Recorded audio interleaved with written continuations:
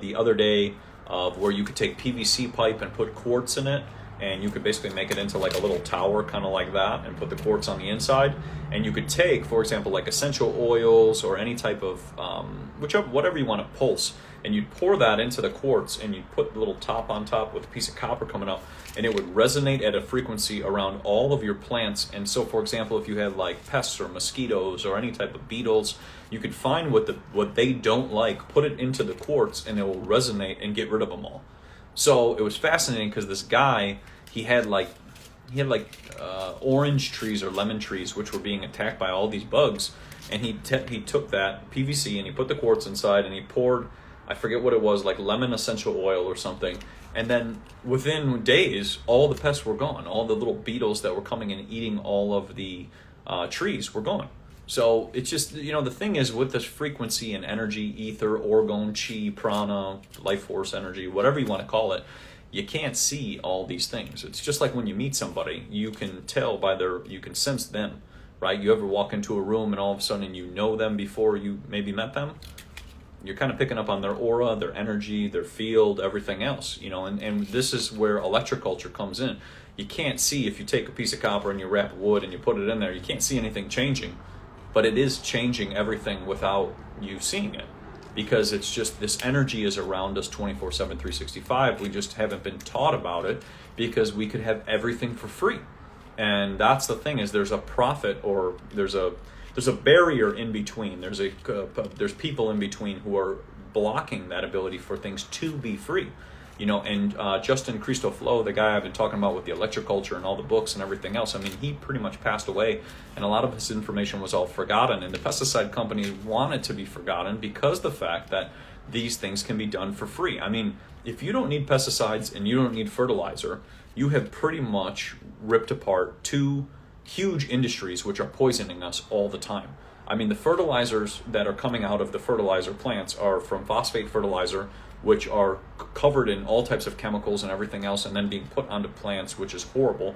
It's stripping the minerals out of the soil and also decimating the plant, like drugging it up, basically, so that it maybe will grow and accelerate growth. But the damage is being done to the soil at the same time. So you got the fertilizer, and then you got pesticides, which are doing the same exact thing. They're like stimulants to the plant and just plaguing the plant so that the plant over time starts to yield less. If we got rid of the pesticides and the fertilizers, those two industries are billion-dollar industries. In the book Toxic Torts by Gary Pittman, when he talked about working at a phosphate fertilizer plant, it took him 20 years to sue the fertilizer plant in Florida. That's how much money that company has. They are so big, it is wild. So, that's the thing. When we start seeing all the stuff we can be doing with quartz and copper and brass and all of these magical things. I mean, even just using alchemy and different types of clays and different types of things. We could resurrect trees. I mean, I had a plant that was passing away. It's been passed away, in my opinion, for 6 months. I put some copper on it, put water in it, put it in the pot, poured some water, and the leaves started growing. And when I started posting all these videos on TikTok, I've had multiple people message me that they have done the same thing, and their plants have now came back to life. So, the thing is when you're looking at that, so are trees and plants actually dead? We don't know. I mean, it doesn't make any sense that plants can be coming back to life if supposedly they have died. So then the question is petrified wood actually dead as well too? Or is it just in a state that we can't explain, right? Like almost kind of like, not astral, but there's a certain state, it's called, where you're like in a state where you're here, but you're not here. Can't catch it, but it's like spiritual, astral, whatever realm. But so the tree is kind of in that state, So when we look at this, it's like we could be bringing back stuff that we don't even know. Or even, how about this? Why do certain species of insects and birds and other things start coming back to life? They're like, oh, we haven't seen this species in 75 years. How did it come back? So it's really just sitting in a state maybe that's not here. And because we've altered our atmosphere and environment so much, or whatever we've done with all the nonsense that we've introduced, we actually could start bringing those things back. I mean, I was reading in this one part of the book I was reading, they were talking about, and somebody was asking what the book is. It's Justin Christoflo, and then it's Electroculture. That was the book. And we just put a new blog on there. So If you go to the newest blog and you click that one, you can get his book too. I put it in the link so you can download it as well too. But in the other part of another book I was reading, they were talking about how they use sound of, for example, birds and crickets and water to actually cause the trees to grow and bloom more. Because the sound of the birds, that's why we need these beautiful little birds, and I sit out there and put flaxseed all over so that they come sit over and eat their seeds and whatever else. But the birds chirping actually increase yields, and the crickets chirping increase yields, and the sound of water actually causes plants to collect more moisture naturally. There's moisture all around us 24/7, but the sound of it causes plants to actually to basically hold more moisture. So it's pretty fascinating, like sound and and vibration and frequency, like everything is all around us 24/7. It's just us trying to figure out how to harness it and then also utilize it for our plants and then also for our health, right? Because like wearing copper, for example, is great for inflammation, great for pain, great for if you have indigestion, great for if you have dizziness, vertigo, if you have tumors, cysts, growths. I mean, there's a whole list of things that copper can do, and George Lakhovsky figured that out in the 1930s and 40s when he was studying copper and understanding the healing potentials. So if you take trees and you take humans, this is how I kind of see it now, they're almost pretty much identically the same exact thing, they just look different. They both have sap, which is like the blood. They both have like the sun affects the plants, the moon affects the plants. The birds and the bees, if they're out there, they also help us too, right? If you hear a bunch of birds, you get excited. If you hear a whole bunch of traffic, you get agitated. So all of these things impact us, and we just have been disconnected from it because the fact of it's not taught. A lot of people were saying, I had a bunch of people sending me messages, I've never learned any of this, and it's because the agricultural schools or the schools have been bought out, right? So like when you go to school or any type of educational system that we currently have, a lot of this is just, it's bought out. It's you're studying what they want to teach you. That's basically what I've learned. And when I started looking up books and going on different websites and different things, and yes, ancient Egypt always wore copper and brass, and they used to wear the neck lining all the way up with that to connect. I can go into that topic as well too, but they connect the consciousness. But whatchamacallit? So a lot of this is all just not taught. And when I started delving into different books, I started realizing, something's missing here. I never learned this. They're teaching me about, I don't know, Christopher Columbus and other nonsense that I really don't need to know about. But it's just, that's the thing. It's like these agricultural schools also have been funded. The book I was reading was explaining that the agricultural schools are also funded by DuPont and the fertilizer companies. So they're going to teach you DuPont chemicals and fertilizers. That's what they're going to teach you because they're funded by the people who are creating the poison. So the agricultural schools have also been infiltrated. So that's why it's important to just ask questions and look at different alternatives. When I got into electroculture, it was because I started learning about crop circles. That's kind of what started it all. I got heavily into crop circles. Someone told me to look into crop circles. And when I got into it, it started all connecting the dots. And then when I started learning about crop circles, I started learning about how the pyramids were built. Then I started understanding pyramid energy. Then I started understanding, telluric waves and scalar waves and all of these different waves. And then I started understanding copper and metal and brass and alchemy and everything else. It all aligns because when you connect one dot, it all goes together with everything else. It's just we haven't been taught even the first one, so we can't learn the rest of them and understand why we need these things. And when you have your plants outside, you could make like a little copper pyramid and put your plants in there, and that will also gather energy. There's another guy, if you want to look him up, his name is Les Brown, and I'm going to put a blog and a video up about him. He actually learned if you take a pyramid and you put it down on the ground and you put food on top, then you can actually preserve that food indefinitely until you add water. So think about that. You don't need a fridge. You don't need all of the, once again, more technology we've been given, which we actually don't need.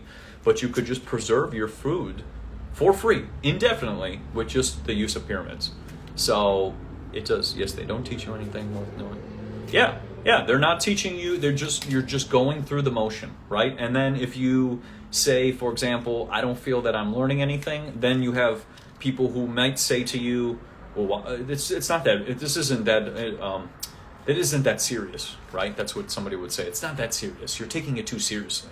And it's like, well, we're all here to learn, so I think we should be taking it seriously, but that's what you're told, like you're told this, like you're told don't take it too seriously, but you're here to learn, which we're supposed to take serious. So it seems silly. So, but that's how like it gets you, right? Like the system gets you in, and then you because you have your natural instinct, right? You might second guess your instinct and be like, maybe I am kind of taking it too seriously because so and so told me.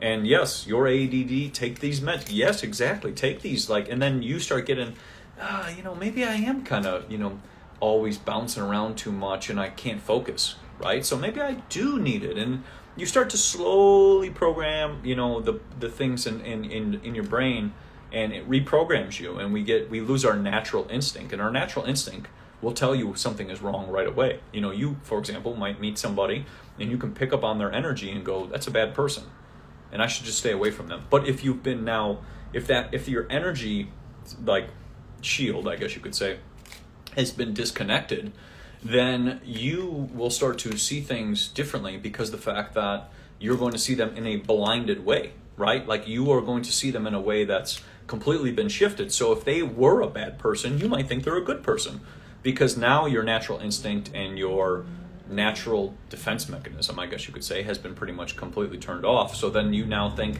they're not that bad. But in reality, from a distance, if you saw them from a distance from 400 feet away, you'd be like, dude, they're crazy, But because the fact that you're in chaos and you're in these things, then you can't see that. And that's how even emotional trauma and all that carries with people as well too. Somebody was asking about the pyramids, with building the pyramids. You can make them out of copper.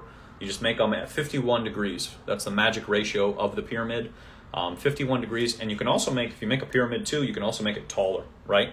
So you can make them as tall as you want.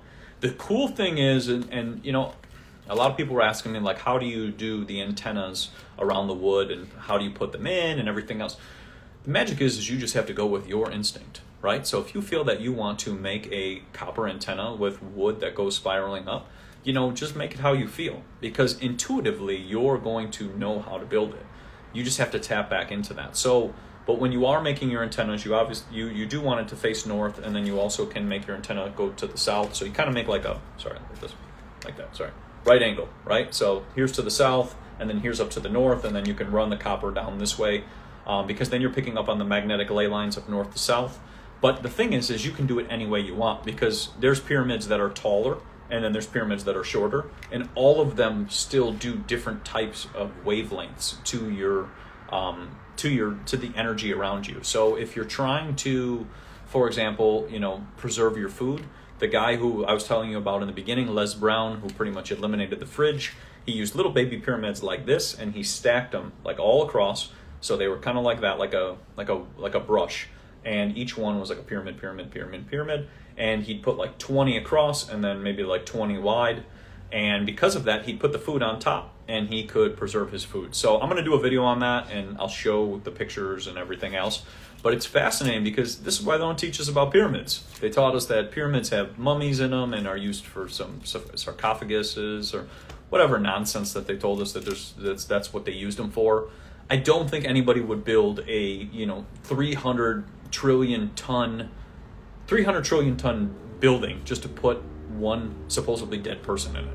It just doesn't make any sense, because the amount of work and the amount of things, and then to not even find the bodies, right? Because a lot of them, they never found any bodies in.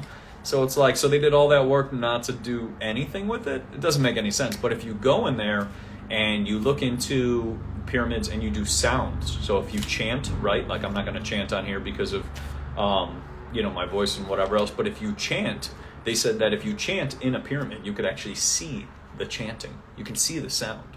So think about that. I mean, if you went into a pyramid, you start like the sound, and all of a sudden you start seeing it. Imagine the difference in your brain from there on out forever, because of the fact of what you've kind of just picked up on. So that's where sound and light and all this frequency is very magical, and same things with the magnetism.